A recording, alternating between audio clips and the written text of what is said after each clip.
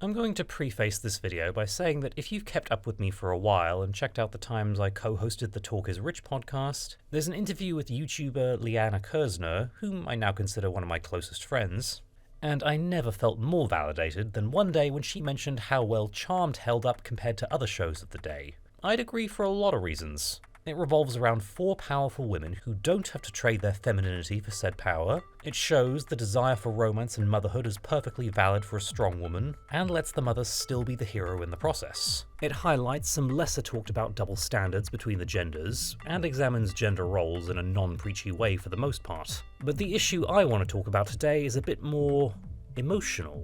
I'm a working single mother of 2 kids. I barely have time to brush my teeth, let alone self-reflection.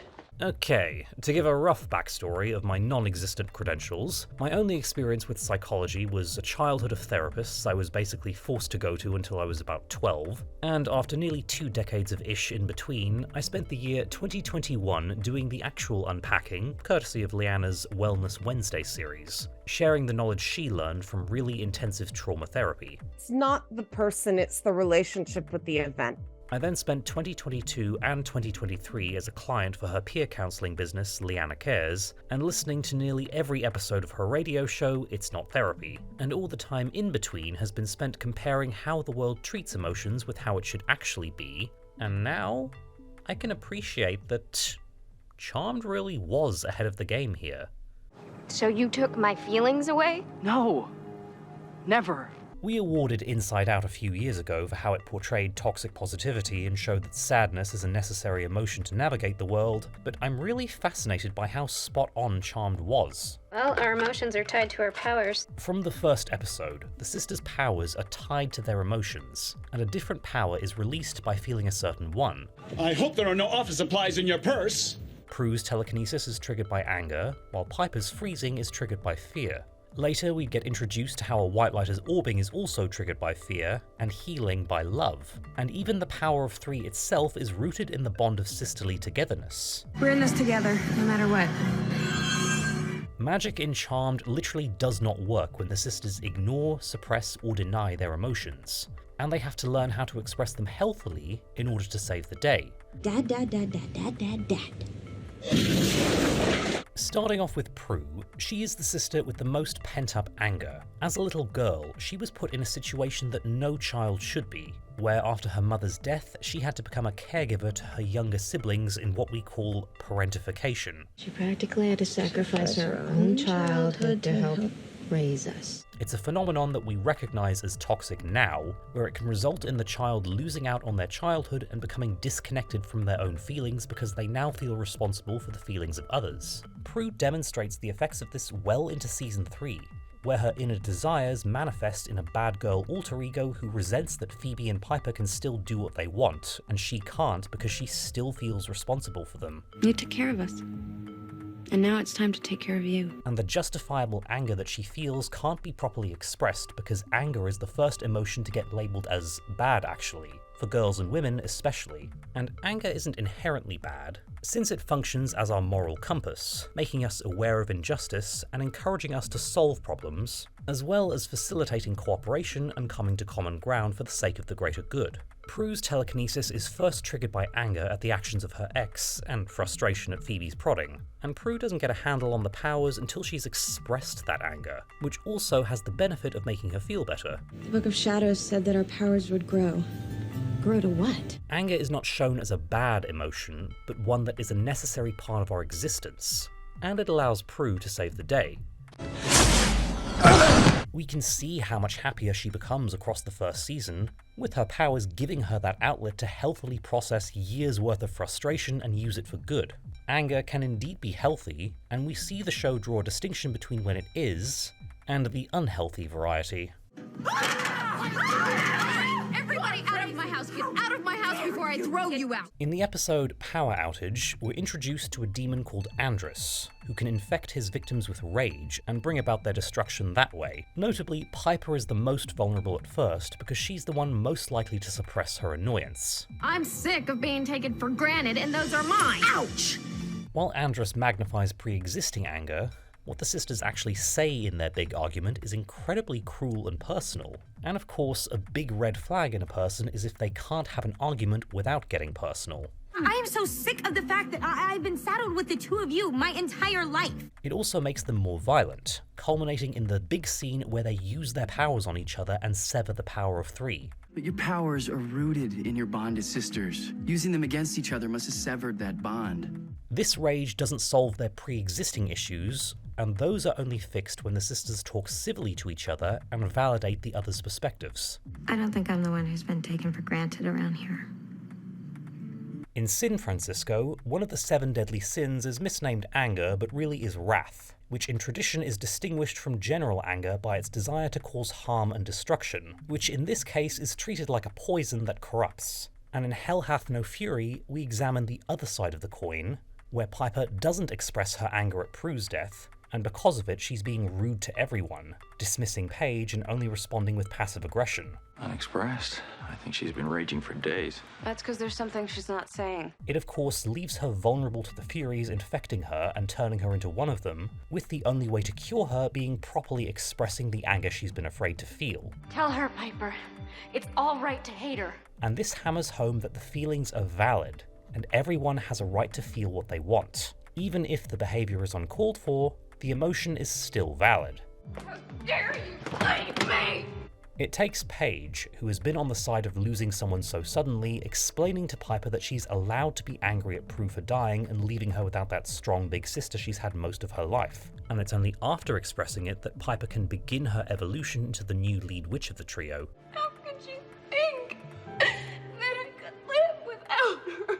Season 7's The Bear Witch Project also has a demon who feeds on repressed emotions and isn't able to get anything from Phoebe and Paige, but Piper again hasn't been expressing hers over the issues she and Leo have been having lately, which gives the demon an opening.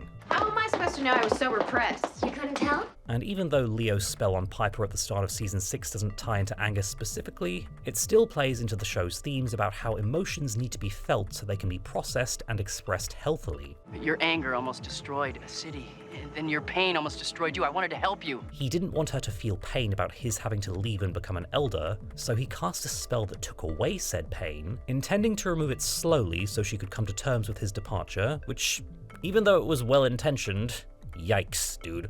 But one of Leanna's top 10 phrases is, ignoring negatives isn't positive. And without Leo to adjust the spell, Piper becomes the walking definition of toxic positivity. And what do you know? It affects her powers. What did you do that for? I don't know. I didn't mean to. And when the spell is broken, because Piper hasn't had a chance to process her pain and anger, Phoebe's empathy power means it comes out full force in a rather violent way. You left me alone to raise our son by myself. How could you do this? Before we cycle to the other charmed powers, we'll touch bases on the Utopia storyline in Season 7, where the Avatars want to create a world without conflict. Again, it becomes a world of toxic positivity, where people who cause conflict are erased from existence. And rather than being sad or mourning them, their surviving loved ones just say they're in a better place, and try to avoid mentioning them. Pain, grief, mourning. These are all things that we're supposed to be feeling when we lose someone we love. Phoebe has to remember that grief and loss are a part of life, and taking away people's ability to feel that is also robbing them of their free will. Why? Why would they do that?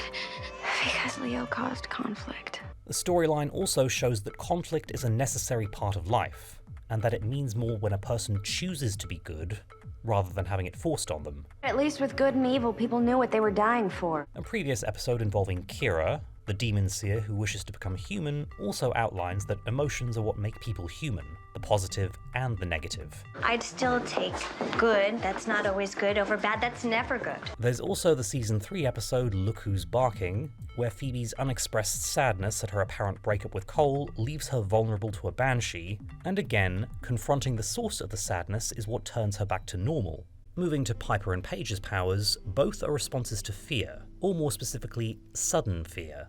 It's a fear response. Piper grew up as the meek middle sister, constantly having to mediate between the two extremes in Prue and Phoebe's conflict. As a result, the freezing power gives her the chance to take a moment to process what's making her scared and work out what to do next. I panic, I put up both hands, and bad things tend to freeze. The freezing never lasts forever, making for a neat metaphor on how we can't avoid our fears indefinitely, And while taking the time to make sense of your worries is healthy, we do have to face them in the end. After all, what's that quote from our old pal Nelson? Courage is not the absence of fear, but the triumph over it. The brave man is not he who doesn't feel afraid, but he who conquers that fear. There's also some overlap with when she receives her second power, which is also triggered by fear, and she has to learn not to be jumpy. Was it a demon? No, it was watermelon. Look Who's Barking refreshingly shows her attempts to meditate it away not working, dispelling the illusion that human beings all need to attain some impossible state of calm, because it's better to try for grounded, where you can still feel your emotions but not be ruled by them.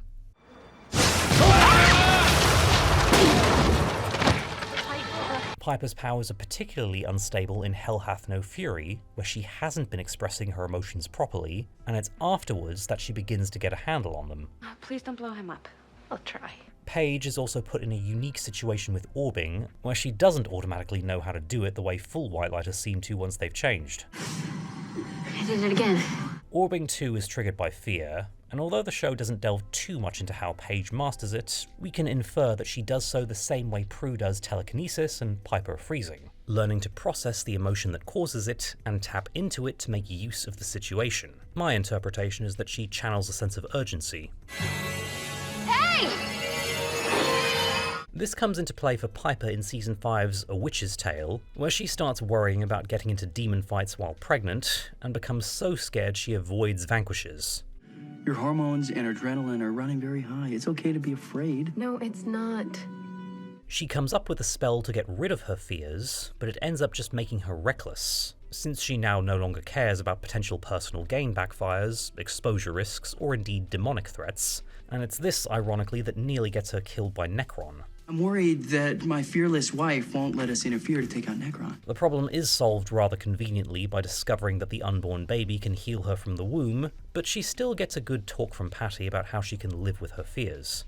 Spells won't make that fear go away, only faith will.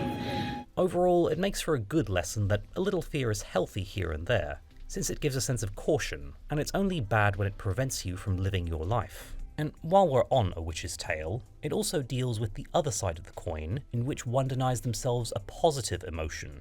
And what's with all the love column?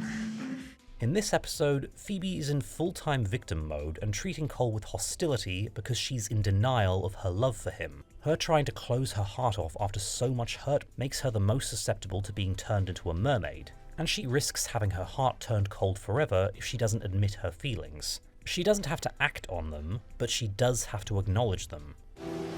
I do love you. And I always will. A big lesson I had to learn growing up is that a person who seems independent and doesn't need anyone isn't actually mature with their ish together, but rather, that's a sign of emotional unavailability. That doesn't just mean romantic love, it means all kinds. Phoebe becoming a mermaid separates her from her sisters as well, and had she remained one, she wouldn't have been able to be there for her nephew when he was born as well. Being emotionally available doesn't mean needing to be surrounded by friends all the time, but it does require genuine emotional connection with some people. And in 2 other episodes, the trigger for Whitelighter healing proves crucial in a Charmed One's character development. Why didn't you tell me? The love was the trigger. First is Love Hurts, where Piper has swapped powers with Leo in the hopes of healing him from Darklighter poison. She has been holding back her feelings out of justifiable anger and annoyance that he kept a secret from her, but we can also imagine that there is some residual fear carrying over from the fact that she's had one relationship turn out to be a warlock and another be with a ghost who had to move on. So in admitting her love for Leo, and in essence allowing herself to be open to the possible hurt and heartbreak that could result, is what allows him to be healed, and then for them to recontextualize their relationship now the secret is out. I was afraid if I admitted how I really felt that it would hurt more if I lost you. Then, in Season 8's Payback's a Witch, when Paige is in a situation where she has to either expose her magic or let Henry die from a gunshot wound, admitting her love for him finally triggers her healing powers. And considering her past experiences with men, it makes plenty of sense that she'd be a little closed off in admitting that. And it pays off when he proposes and they get their HEA. Phoebe too struggles with a love block thanks to all her failed relationships, and Coop has to act as something of a therapist, demonstrating that she can't enter into a new relationship until she's opened her heart enough to remind herself of why she wants love, and she has to want it more than to avoid the potential heartbreak that can come with it. We're not a substitute for love. Charmed also belongs to that variety of shows where men are allowed to show sadness and cry on camera. Leo openly weeps when Piper dies and all hell breaks loose, and when Chris dies in the season 6 finale, which also ties into how love is the trigger for a White Lighter's healing. I don't have my powers anymore. What happened? After all, a man who's able to cry is one who's emotionally healthy, and in this universe, you need to be in order to use your powers. Your powers must be tied to your emotions like ours. That means you can get them back. Earlier in the series, Cole subverted the notion that the only acceptable emotion for a man to feel is anger by having his entire face turn hinging on his love for Phoebe. Who's falling in love? Cole. Primrose Empath confirms that he is genuinely in love with her, despite the audience knowing he's a demon, and Phoebe getting him to admit that and embrace said emotion is what motivates him to turn on the Triad and join the side of good. Okay, not wanting to die was a factor as well, but love was the main motivator here, okay?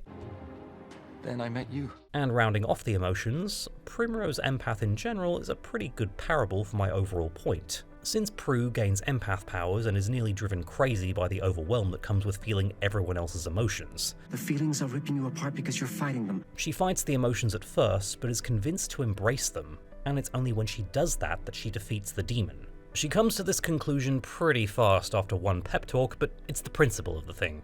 You've been fighting what you feel. That's natural. And it's wrong. And she's rewarded for this emotional healthiness by getting one of the best fight scenes in the series. So, that's the end of my little spiel on Charmed and how it portrays emotions. As the years go by and society evolves, any piece of art is going to date and become a time capsule of when it was made, particularly in carrying the values of said time. But some values travel very well, and stick with us as society catches up.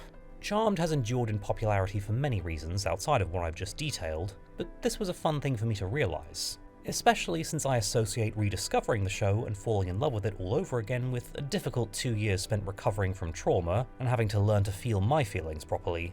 I'm not saying it's the only show that ever did this, but it's definitely one that sticks out, and remains a shining example of how fantasy can create some really poignant metaphors and allegories that shine a light on real-life issues. After all, the 4th season is so brilliant because it's a near-perfect portrayal of the grieving process, and I love the 8th more than a lot of others for its examination of emotional manipulation between siblings. And while pop culture likes to remember the show as just hot women in vampy outfits, I'm over here finding new things to love about it the more time I spend with it.